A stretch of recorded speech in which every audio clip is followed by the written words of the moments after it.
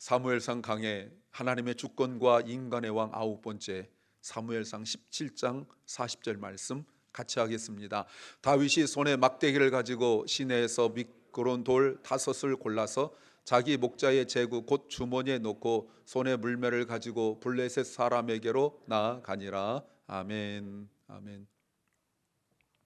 혹시 이 그림을 아십니까? 세르반테스가 지은 돈키호테라는 건데요.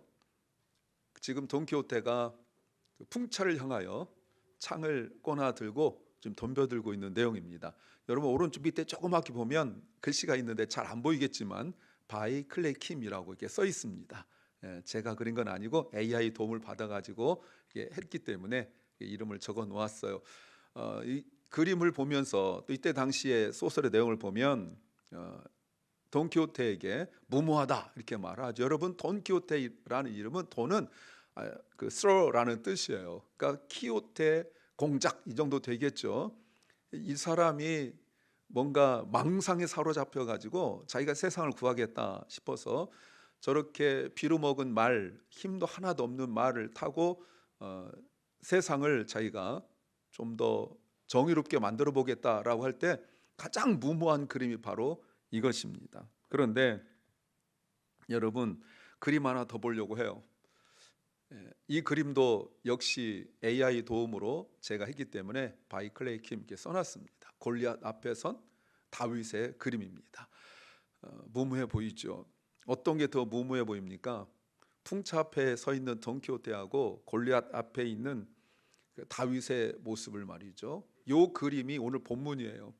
40절 말씀에 이렇게 나와 있습니다. 다윗이 손에 막대기를 들고 시냇가에서 매끄러운 돌 5을 골라서 자신이 가지고 있던 목동이 사용하는 주머니에 넣고 손에 무리매를 들고 그 돌을 들고 블레셋 사람에게로 나아갔다라고 말합니다. 누가 봐도 다윗과 골리앗의 싸움은 비교할 수 없는 말도 안 되는 그런 싸움이라고 말할 수 있죠. 골리앗 앞에 있는 다윗과 풍차 앞에 있는 돈키호테를 비교해 보세요. 비교해 보면 돈키호테는 풍차에게 덤벼들어서 사람들에게 비웃음을 살 수 있고 그렇지만 죽진 않습니다. 근데 골리앗 앞에 서 있는 다윗은 사람들에게 비웃음 받는 것은 당연하고요. 죽어요. 이거는 100% 죽을 수밖에 없어요. 그림을 보셨던 것처럼 다윗과 골리앗은 키의 차이가 있습니다. 다윗의 키는 성경에 안 나와 있어요. 그러나 아담하다 이렇게 나와 있는데 큰 키는 아닌 것 같아요. 그 형 엘리압 이렇게 보면 비교해 보면 사무엘이 엘리압을 보고 와, 이 사람이다라고 했던 게 지난주였죠.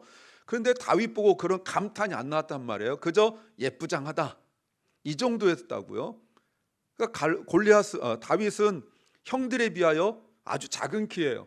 근데 골리앗은 적어도 3m 정도 됩니다. 키가 어마어마하죠.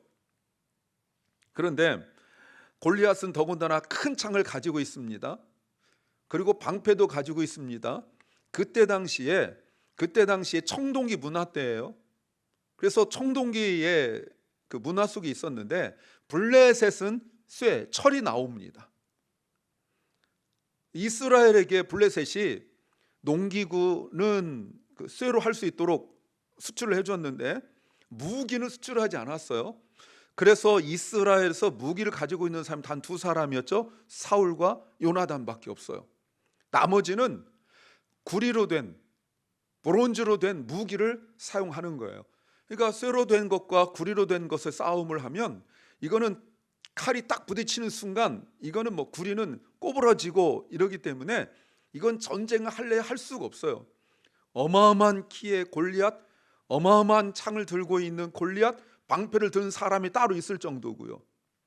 다윗은 키도 작고 무기도 없고 무기가 돌멩이 5개, 한 500개를 들고 갔어야 되는데 그 500개도 힘이 붙여서 못 들고 갔겠죠. 그러니까 겨우 5개를 들고 지금 전쟁에 나가고 있어요. 다윗, 돈키호테 누가 더 무모해 보입니까? 돈키호테도 무모해 보이지만 다윗은 진짜 무모해 보여요. 근데 이 전쟁을 지금 다윗이 하겠다고 서 있는 것입니다. 다윗의 준비가 부족하죠. 골리앗보다 체격도 작고 무기도 부족하고 싸움 경험도 없습니다. 골리앗은 큰 용사예요. 대단한 용사입니다. 덩치만 큰 것이 아니라 진짜 싸움도 잘했어요. 심지어 어떻게 말했냐면 이스라엘과 전쟁 상황 속에서 1대1로 싸워서 이기는 사람이 나라 전체 이기는 걸 하자라고 말했는데, 블레셋 사람들 중에 성경에 보면 어느 한 사람도 당신이 뭔데 나라의 운명을 좌우해? 라고 말하는 사람 아무도 없어요. 다 수긍했어요. 골리앗이 지면 나라는 진 거나 마찬가지다라고 생각할 정도였어요. 이런 상황이란 말이에요. 다윗은 거기 서 있는 것만 가지고도 형한테 혼나고 이랬단 말이죠. 여러분, 돈키호테는 덤벼들면 사람들이 비웃고 그리고 얼마나 손가락질하고 이러겠어요.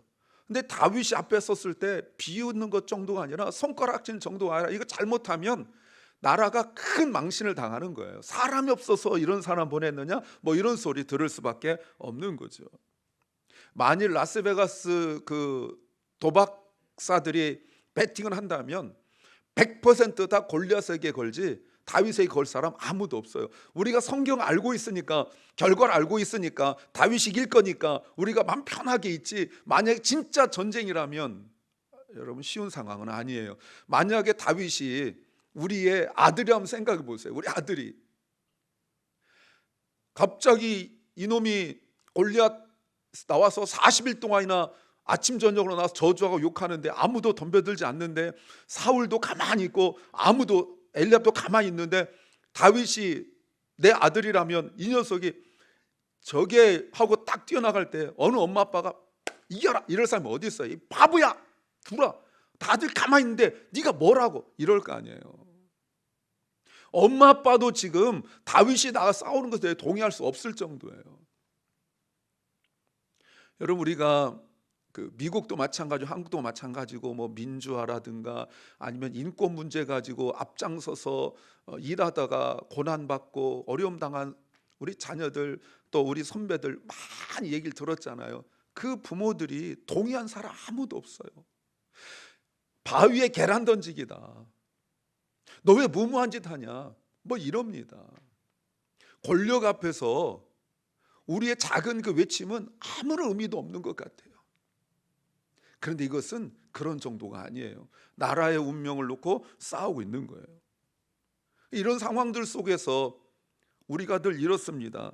보세요. 38절 말씀 보시면 사울이, 우리가 하는 그 모습인데, 사울이 하는 거 보세요. 그 조그만 다윗에게, 골리앗에 비하여 조그만 다윗에게 자기 군복을 입히고 다윗의 머리에 자기의 노투구를 씌우고, 노 나와 있죠?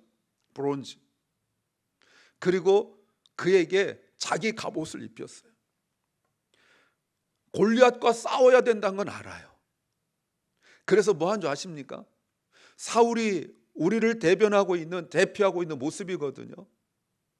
다윗을 자꾸 골리앗처럼 만들려고 해요. 다윗을 자꾸 골리앗과 맞닥뜨려 싸울 때 적어도 골리앗 정도는 준비된다고 생각을 해요. 아니면 다윗을 골리앗보다 더 강하게 만들려고 해요.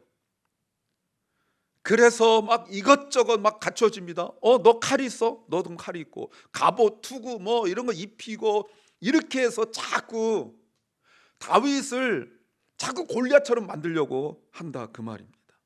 왜요? 다윗이 약해 보이니까 그래요. 왜요? 내가 맞다고 생각하기 때문에 그래요. 골리앗 같은 사람 다윗이 싸우려면 딱 봐도 100% 다윗이 져요. 그럼 내가 할 수 있는 게 뭐예요? 문제를 딱 파악하고 있는 사람으로서 다윗을 준비시켜 주는 거예요.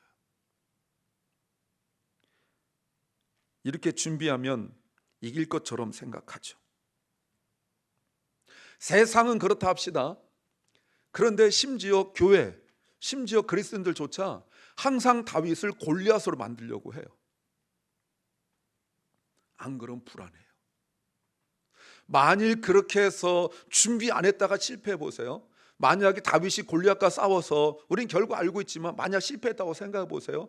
그러면 옆에서 막 비난합니다.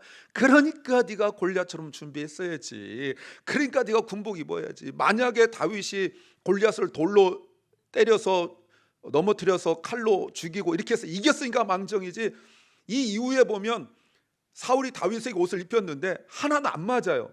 사울은 크고 다윗은 조그마니까 그냥 나갔단 말이에요. 만약에 졌으면 사울이 얼마나 비난하겠어요. 내가 너한테 얼마나 편애를 봐줬는데, 내가 너한테 얼마나 많은 걸 주었는데, 나의 모든 걸 다 주었는데 너 왜 준비 안 하니? 라고 했을 거예요. 예. 우리 자녀들이 엄마 아빠의 돈, 권력 이런 거 의지하지 않고 내가 스스로 기도하고 내가 열심히 노력해서 살아보겠습니다. 부모들이 그래 한번 살아봐라 해놓고 좀 힘들면 부모가 돈이 없니? 내가 너 밀어준다고 했잖아. 계속 이럽니다. 제가 하이델베르 요르문답 여러 차례 말씀드렸지만 하이델베르 요르문답이 뭐라고 나왔어요? 부모들이 돈 있고 권력 있고 가졌을 때 자녀들이 믿음 없으면 아무리 밀어줘도 돈 많이 주면 자식이 타락한다니까요. 예. 또 자식이 부모보다 뛰어나면 주어도 소용없다니까요. 그 부모는 자녀에게 믿음을 줘야 되는데 그 믿음을 주지 않고 자녀가 조금 더 좋은 위치에 살아갈 수 있도록 지원하는데 굉장히 골몰하고 있어요. 왜? 세상이 그러니까. 이게 그리스도인들의 안타까운 모습이에요. 이러다가 만약에 실패하면 나도 아쉬워합니다. 내가 정말 아쉽다. 내가 골리앗처럼 준비할 걸. 내가 골리앗 같았으면 얼마나 좋았을까.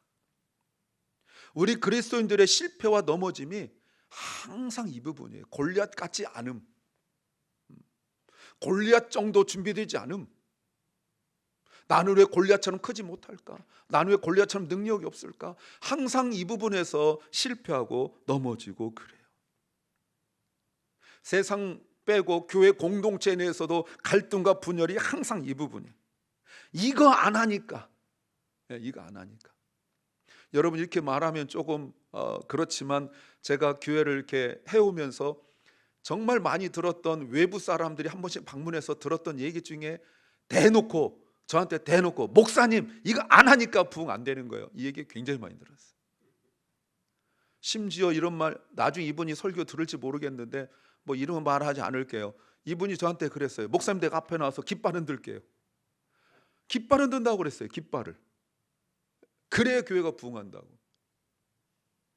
갖가지 컬러의 깃발 가져 자기가 흔들겠다고 그랬어요. 이거 안 하니까 안 된대요. 이거 안 하니까. 그래서 우리도 맨날 거기에 익숙해요. 교회 공동체를 바라보면서 다른 사람 보면서 이거 안 하니까 나도 마찬가지. 스스로에게도 우리 서로 그렇지 않습니까? 부모 잘못 만나서 그런 거 아니에요? 내가 이런 은사 없어서 그런 거 아니에요? 내가 우리 미국 살지만 한국 있다면 유학하지 않아서 그런 거 아니에요? 내가 좋은 대학 못 나와서 그런 거 아니에요? 내가 이런 거 없어서 그런 거 아니에요? 내가 골리앗 같지 않은 것에 대하여 늘 한탄하잖아요. 늘 이렇잖아요. 형하고 비교하고 동생하고 비교하고 언니하고 비교하고 끊임없이 같은 식구끼리도 비교해서 왜 부모는 내 형을 더 밀어주고 또 누나를 더 밀어주고 이런 것 가지고 힘들어하고 있는 거 아니에요. 그러면요, 이렇게 준비하면 다윗이 골리앗 되는 겁니까?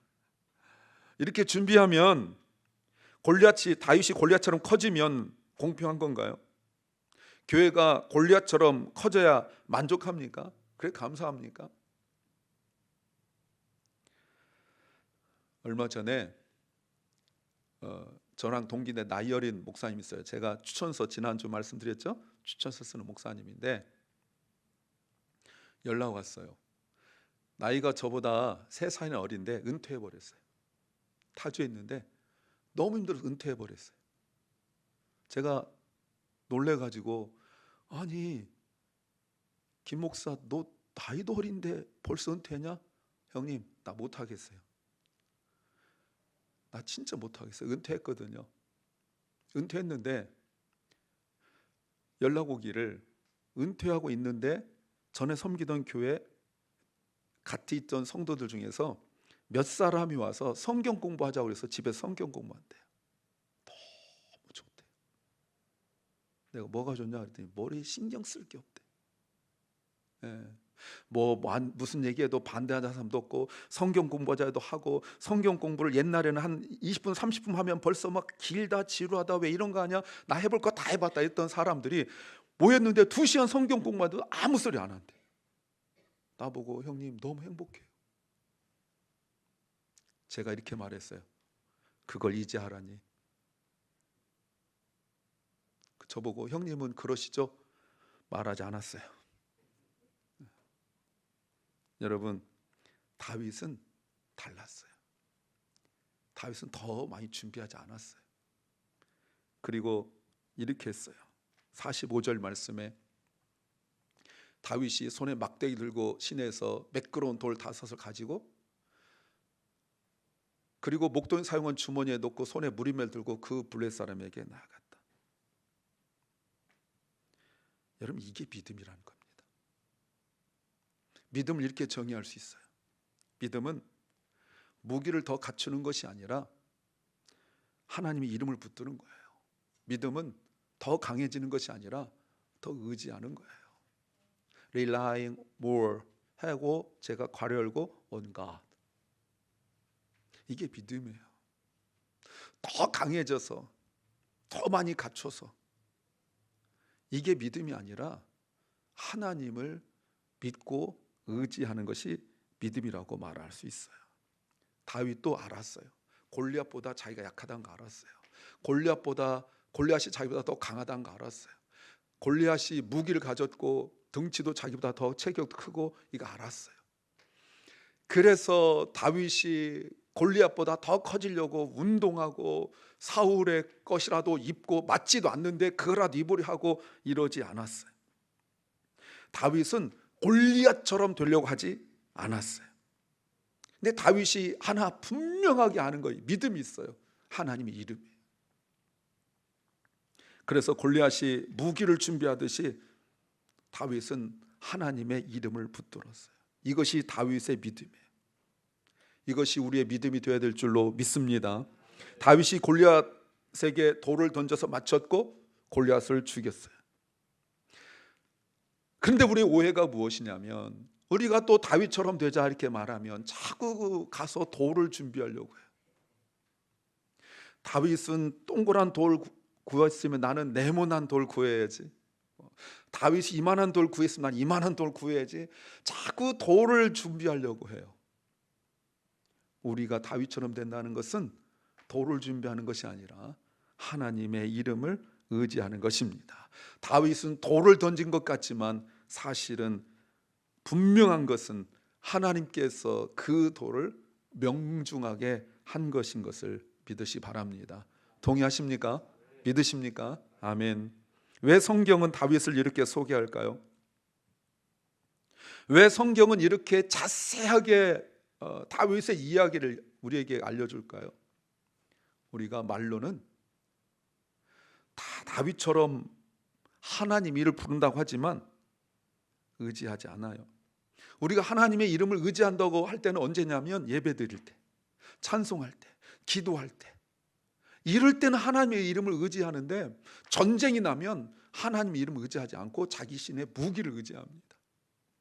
사업장에 나가서, 일터에 나가서, 그리고 직장에서 어떤 이익과 손해가 결정되는 이런 순간에 우리는 하나님 이름을 의지하지 않아요. 어제 토요일 새벽기도 설교 제목이 내가 가진 게 나의 무기다. 이게 설교 제목이었었어요.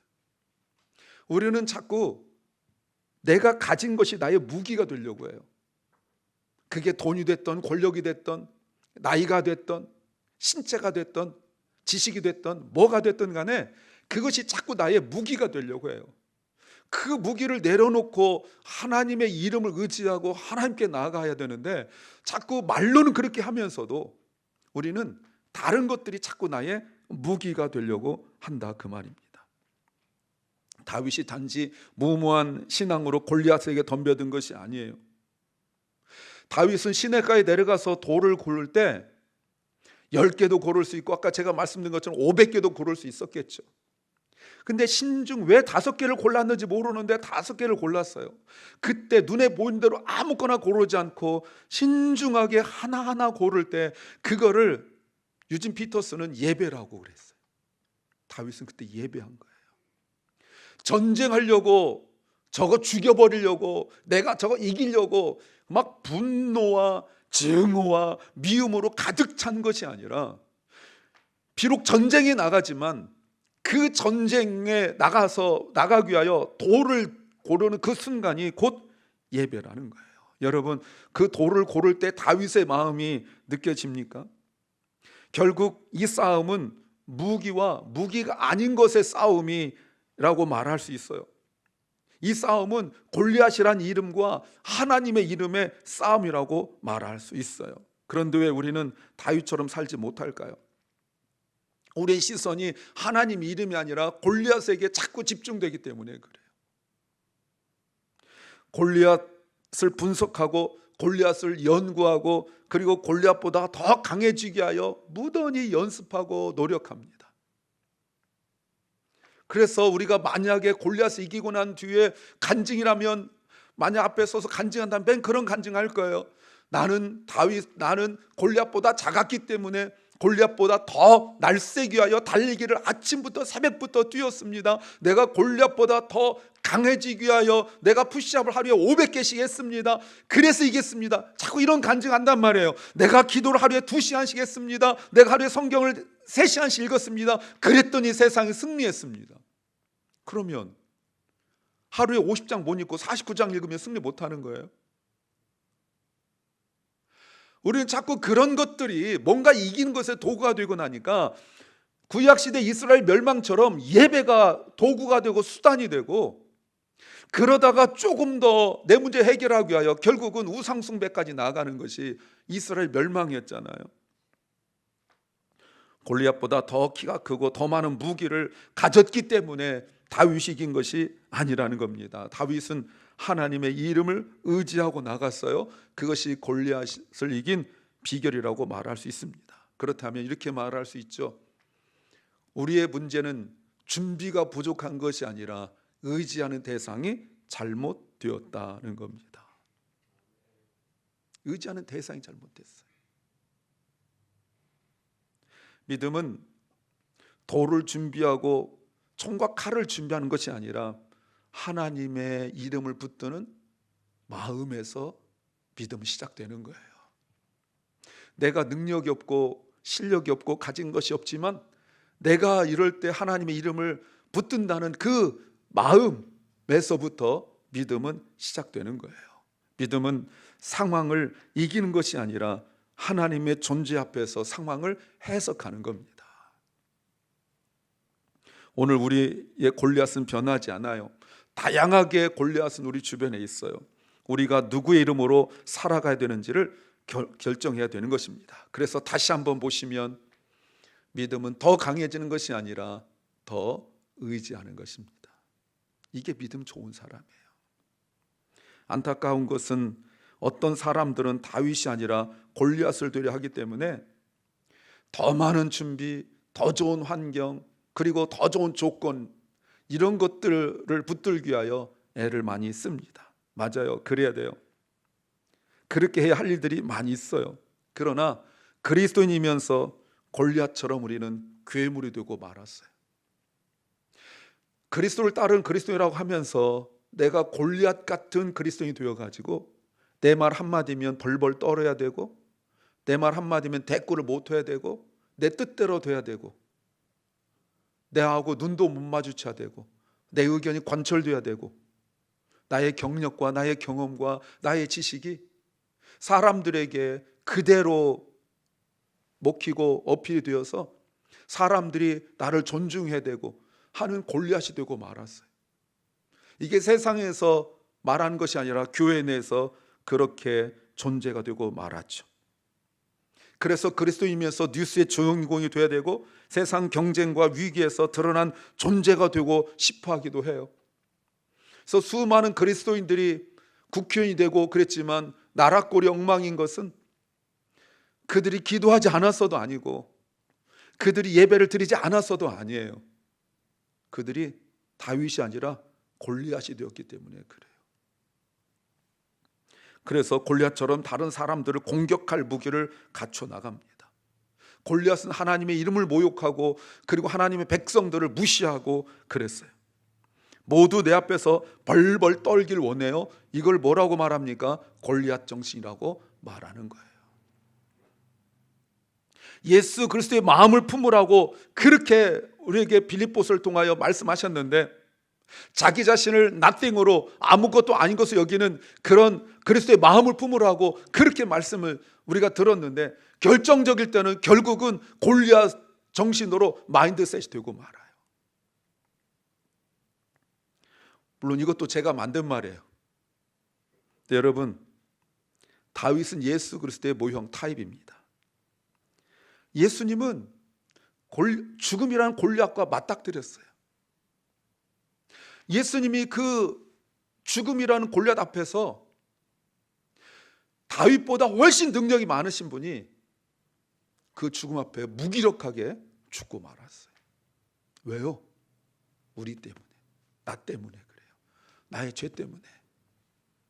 주님이 비교할 수 없는 빌라도 앞에서 가만히 입 다물고 계셨어야 됐고, 타락하고 타락한 대제사장들 앞에서 입 다물고 가만히 있어야 됐고, 로마 병정들이 침뱉고 뺨을 때리고 갈대로 머리를 때리고 채찍으로 때릴 때도 가만히 견딘 것은 힘이 없어서가 아니에요.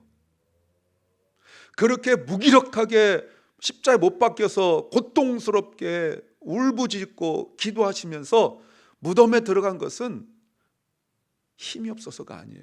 나 때문에 그래요. 예수님은 그 죽음이라는 골리앗 앞에서 아무 말씀도 하지 않으셨어요. 다윗은 골리앗을 이겨서 사람들에게 인정받고 천천만만이라는 소리 듣고 막 군대 장관이 되고 왕의 사위가 되고 그랬죠.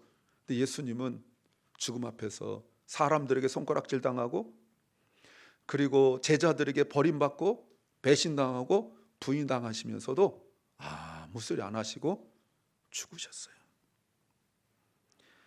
다윗은 돌을 던졌지만 예수님은 죽음을 던지셨어요.